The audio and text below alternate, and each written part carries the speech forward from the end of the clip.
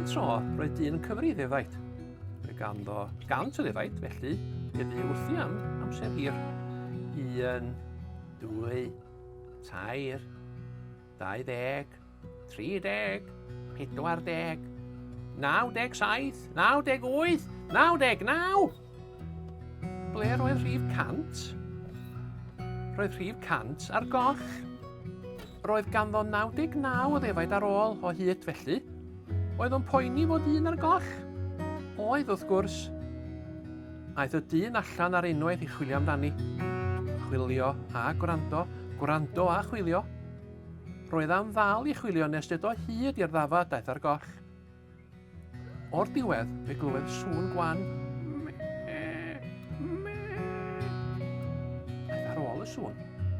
A dyna lle roedd y ddafad. Gaf aelodd yn ddyn dyn.